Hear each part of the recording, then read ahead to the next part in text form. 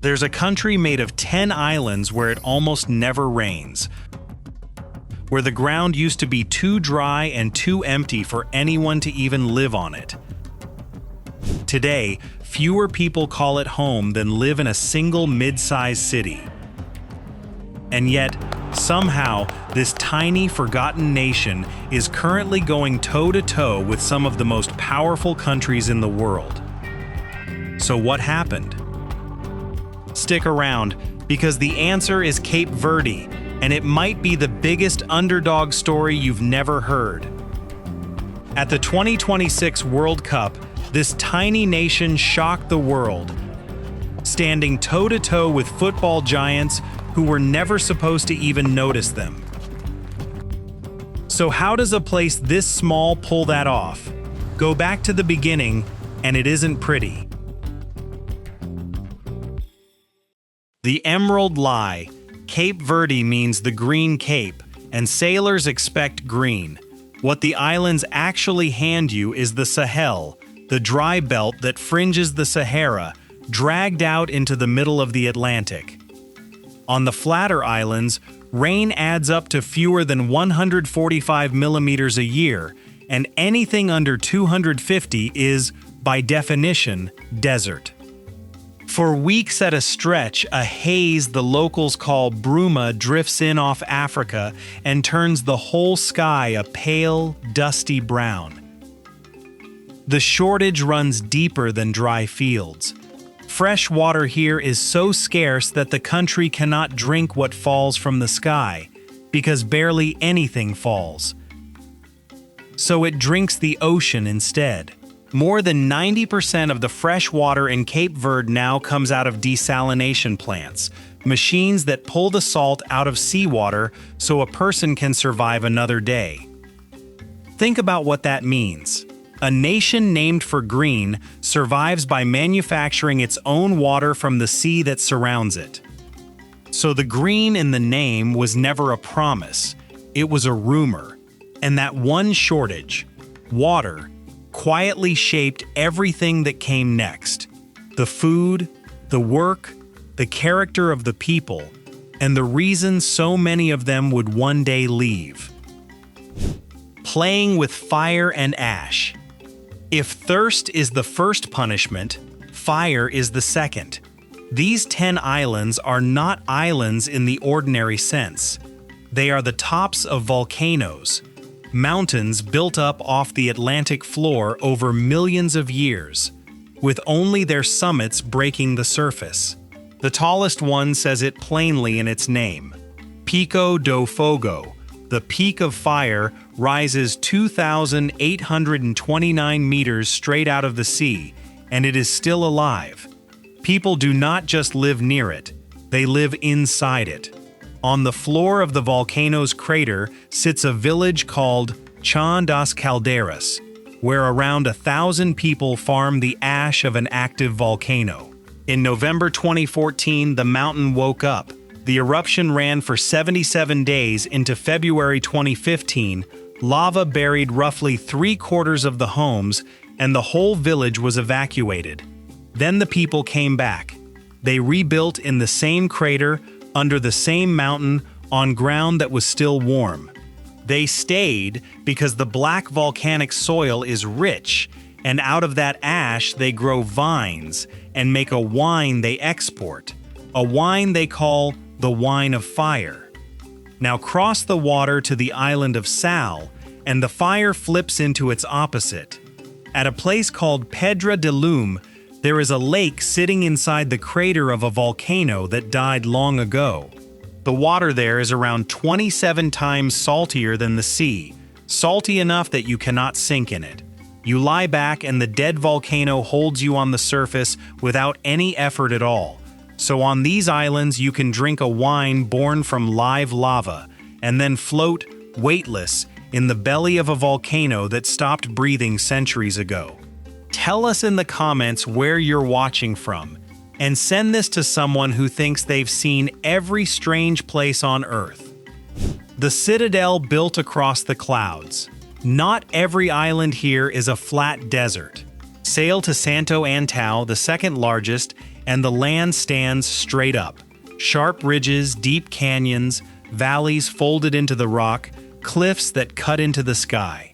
Because the high ground catches far more rain than the flat islands, this is where Cape Verde finally turns the green its name always promised.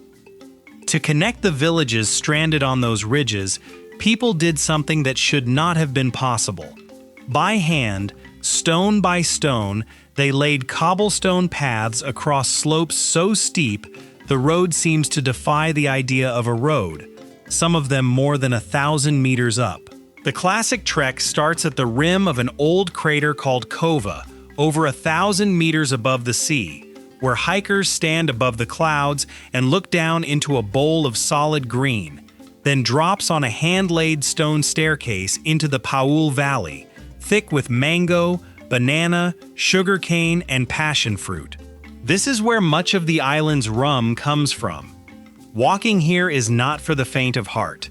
You climb above the cloud line, you look down into valleys that fall away under your feet, and you watch what human beings can do when they refuse to let the most extreme rock on the map keep them apart. There is no single Cape Verde. One island is a flat desert built for tourists, and a few hours away, another is a vertical green world you can only cross on foot. But the strangest thing about these islands is not the ground at all. It is that for most of history, no one stood on it. The ghosts of an empty world. Most countries begin with people already on the land, a First Nation, an ancient claim, a culture older than memory.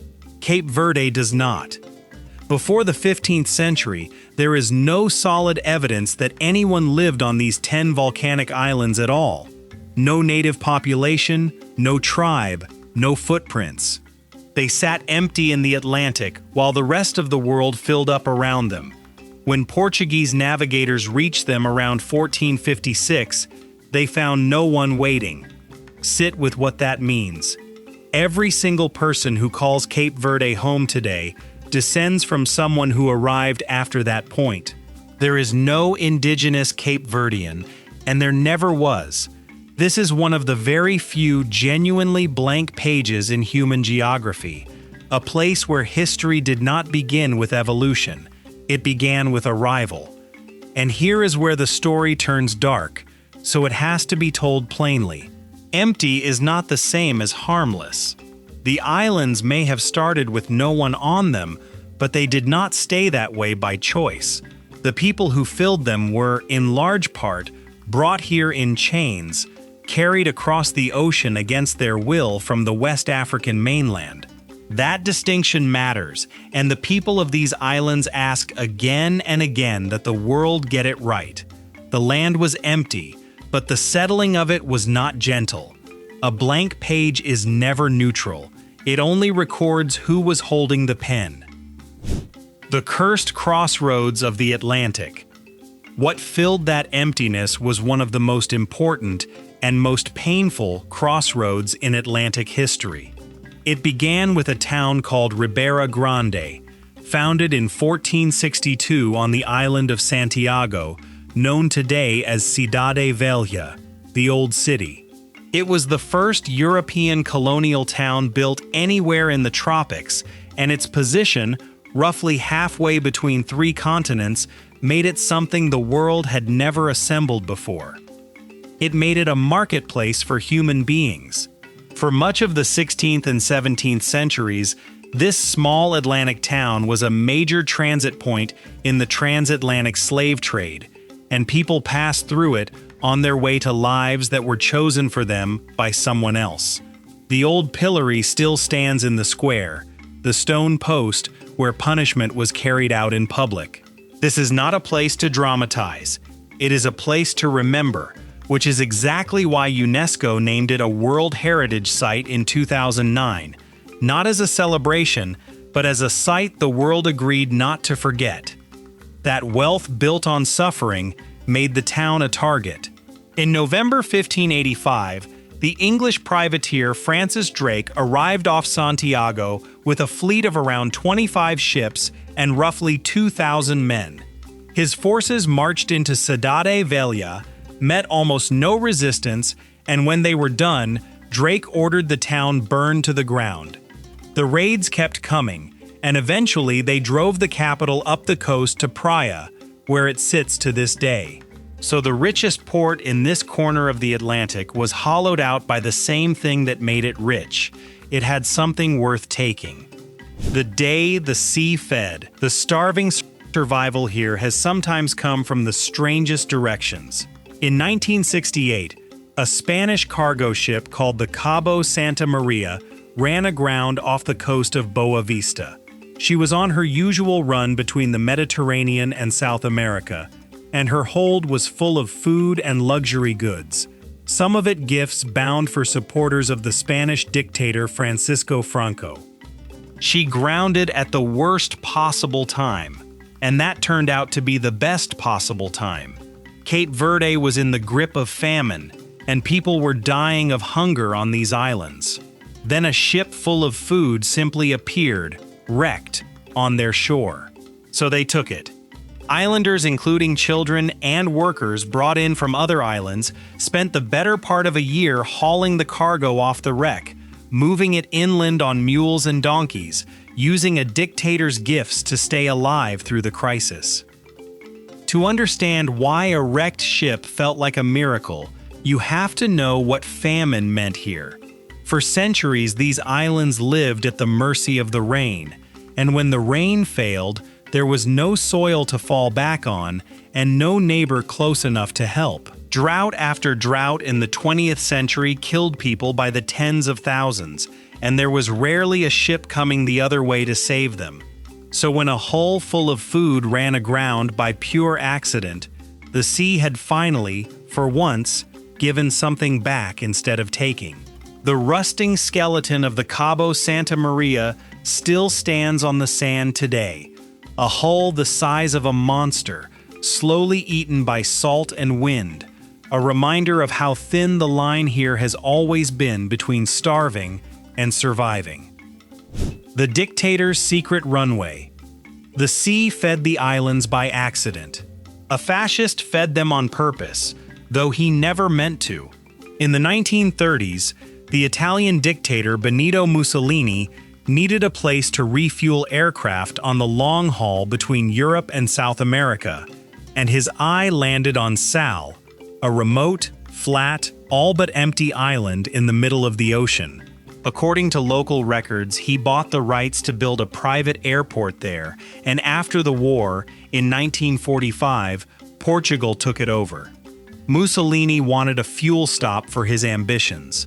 What he actually built was the foundation of an economy. That runway on an empty desert island became the seed of an international airport, and around that airport grew the tourism that now makes up roughly a quarter of the entire Cape Verdean economy. Look at Sal today and the irony gets sharper. The very things that made this island useless for centuries, the flatness, the relentless sun, the wind that made farming almost impossible, are now the product. The endless sun draws sunseekers. The constant Atlantic wind draws surfers and kite surfers from across Europe. And the flat, salt-baked ground that could never grow a crop turned out to be perfect for a runway and a resort strip. The town of Santa Maria on Sal traded its old livelihoods of salt and fish for a new one built almost entirely on visitors. So the plane that was meant to serve a dictator ended up serving the islands he barely thought about, and the desert that starved them learned to sell its own weather. The black lung of the British Empire. Sal fueled planes. But a century earlier, another island fueled the ships that ran the world. In the 19th century, the port town of Mindelo on the island of São Vicente became one of the most important coaling stations on the planet. Its deep natural harbor, Porto Grande, was a place where steamships stopped to fill their bellies with coal before crossing the Atlantic, and the coal came mostly from the mines of Britain and Wales. The British moved in early. A coal depot opened here in 1838, the Royal Mail steamers followed in 1850, and by 1889, Nearly 2,000 ships a year were calling at Mindelo to refuel. A poor fishing settlement turned, almost overnight, into a crowded, smoke-choked harbor full of sailors, speculators, and coal dust, a black industrial lung breathing in the middle of the ocean, thousands of miles from the empire it served. That boom left a mark on the place that outlasted the coal. All those foreign ships and crews turned Mindelo into the most cosmopolitan corner of the archipelago, a harbor where languages, money, and music from 3 continents mixed on the same dockside, and the town still carries that outward-looking, worldly character today. Then the world moved on. Early in the 20th century, ships traded coal for oil. Newer ports at Dakar and in the Canaries pulled the traffic away, and the steamers simply stopped coming. The black lung went quiet. If these forgotten pieces of history are new to you, hit subscribe, because the strangest facts are still ahead. The currency with a secret code. All that money left a strange fingerprint you can still read on a price tag today. The currency of Cape Verde is the escudo, and it hides a small trap for anyone who did not grow up here. Everywhere else, the dollar sign goes in front of the number. In Cape Verde, they take that same symbol and drop it into the middle of the price, where you would expect a decimal point to sit. So 10 escudos and 50 centavos is not written the way your eye expects. It is written 10, then the dollar sign, then 50. $10 50. The first time you try to pay a bill here, your brain stalls, because every price looks like it is quoting you something in a currency that does not exist. This symbol has a name, the cifrão, and it has sat in the middle of Cape Verdean prices since the escudo replaced the old currency back in 1914. There is a second surprise waiting behind that one. This is not a cheap country. The escudo is pegged firmly to the euro, at a rate fixed for decades, which keeps the money stable and pulls in European investment, but it also drags prices up toward European levels. So you can be standing on a remote Atlantic island surrounded by ocean and still pay close to what you would pay in Southern Europe for a plate of fish. The peg is a quiet piece of financial code, a habit left over from history, and it turns even a simple receipt into a small puzzle. But the real code of this country was never in its money, it was in its soul. The no-stress weapon. The cruelty of this place never managed to kill the people in it. Instead, it forged them. Out of a land so dry it has to import roughly 90% of its food, they invented a way to eat. The national dish is called Cachupa, a slow stew built from corn and several kinds of beans, whatever could be stretched to feed a family through a lean day, simmered for hours until it becomes one thing. That same scarcity built something bigger than a recipe. It built a culture the islanders call morabeza, a warmth so deep it does not translate cleanly, sitting somewhere near kindness, hospitality, and treating a stranger as if they were already family. And it did not grow out of comfort. It grew out of the opposite. On land this dry, through famine after famine, no family could survive alone, so sharing stopped being a courtesy and became a survival strategy. It is genuinely considered rude here to eat in public without offering food to the people around you, because once, that instinct was the difference between a community that made it and one that did not. You can hear the same fusion in the way people talk. On islands with no native population, a new people made themselves, blending Portuguese settlers and West Africans into something genuinely new.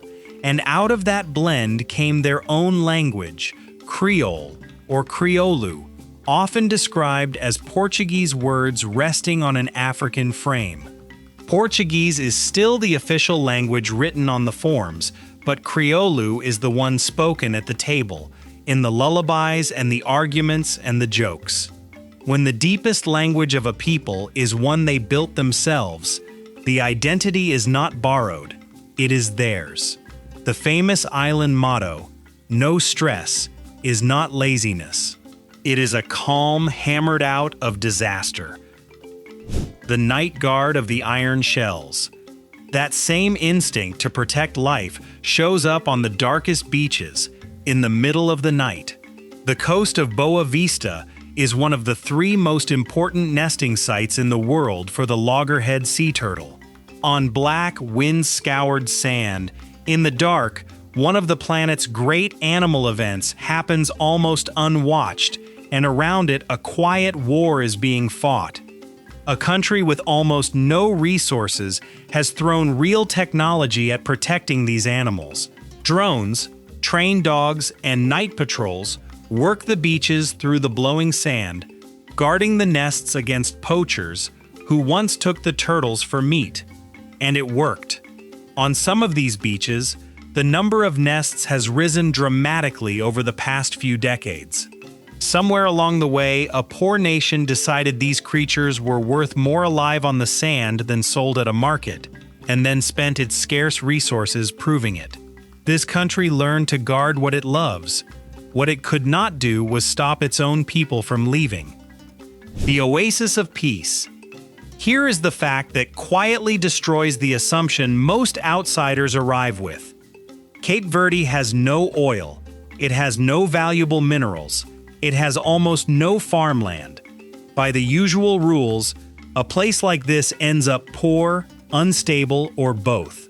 Instead, since it won its independence in 1975, Cape Verde has built one of the most stable and free democracies on the entire African continent. Power passes peacefully from one elected government to the next, election after election. Its score on the Human Development Index sits near the top of the continent. Its crime rate is low enough to surprise people who assume the worst. This is a real oasis, not a mirage, and it stands as living proof of a single idea. The true strength of a nation was never buried in the ground beneath it. It was in the people who stayed and in the institutions they chose to build. And nowhere did that human strength show more clearly than on a football pitch in 2026. The Aceh with its own name, Cape Verde, carries one sorrowful fact of arithmetic. There are more Cape Verdeans living outside the islands than on them. Somewhere between 3 and 4 times as many, driven off the land generation after generation by drought and hunger. That scattering left a permanent ache in the culture, a homesickness so specific it has its own word, saudade, and it runs straight through the country's music, its lyrics, its whole emotional register. For most of this country's history, that ache looked like nothing but loss. A homeland slowly emptying itself out, one boat and one plane at a time. But you already know what that same scattering built, generations later, on a football pitch in 2026.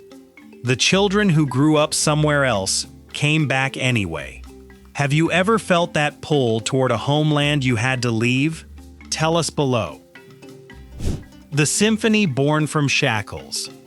The last answer these islands give to their own history is the loudest one. The people of Cape Verde took the memory of slavery and turned it into something no one can take back: music, and the dance that comes with it. Listen to a rhythm called Batuco. It was built by African women on these islands under a specific cruelty. When the colonial authorities and the church banned drums, fearing them as instruments of rebellion, the women refused to go silent. They bound cloth into tight bundles, held them between their thighs, and beat out rhythm on the fabric, turning a banned instrument into one no one could confiscate. Batuco and its cousin Funana were treated as obscene and forbidden for generations, and today they are alive and celebrated. That same instinct gave the country the sound the world finally learned. The ache of everyone who left has a name here, saudade, and it pours into a slow, mourning style of song called Morna, which UNESCO added to its list of the intangible heritage of humanity in 2019. And it had a voice. Cesaria Evora, the barefoot diva who sang on stage without shoes in solidarity with the poor women of her country, carried that longing to people who had never heard of Cape Verde, won a Grammy in 2003, and gave her name to the airport many travelers now read the moment they land. You can hear where all of it leads at the Carnival of Mindelo, a flood of color and sound and fire that outsiders sometimes call the Rio de Janeiro of Africa. It is the proof written in rhythm. Chains can bind a body, but they never once managed to silence the hunger for freedom in the soul of the people here. So go back to where this started. 10 islands, 500,000 people, land so harsh it stayed empty for most of human history. No oil, no minerals, barely any rain. By every normal measure, this country should have nothing to offer the world. That's the answer to the question we opened with. How does a nation this small end up standing toe-to-toe with giants? It was never luck, and it wasn't one lucky generation of footballers. It's the same thing that's carried these islands through every disaster history threw at them. Cape Verde has spent 500 years turning not enough into somehow enough. A team of scattered children refusing to back down on a World Cup pitch wasn't the exception. It was just the latest proof. The islands were handed almost nothing. The people made nearly everything. Maybe that's the question Cape Verde leaves in your chest. How much of what you call strength was actually built for you by someone else out of nothing at all?